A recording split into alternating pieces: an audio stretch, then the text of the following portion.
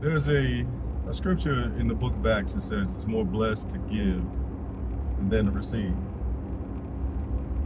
I've had the experience in life of being able to give with my words, give with my finances, and give with my time.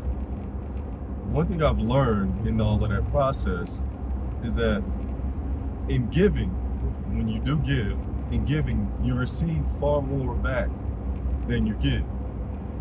So I've learned to think of that scripture in this way. It is more blessed to give than to receive. Instead of it being than, it's then. Instead of it being THAN, it's THEN. So it's more blessed to give and then to receive. I know it's not changing the scripture at all. I'm not saying that's what it says. I'm not changing. I just want you to understand this. See, think about it this way. In order to receive, like consider yourself to be a farmer. In order to receive, you have to give. So a farmer goes out to plant, say, a kernel of corn.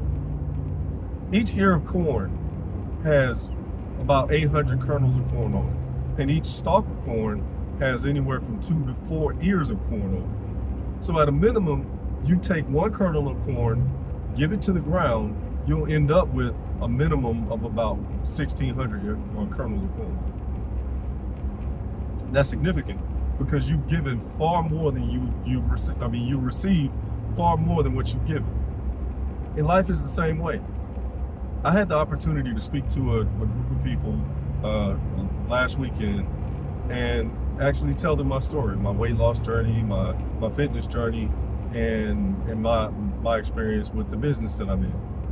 And those people enjoyed it, but I got far more from the experience than they did from my testimony, if you will. And that's the way it is in life. When you give, when you put yourself in the mindset of I am a giver, you always receive more in return than what you gave. It may not be right then. It may be further down the road.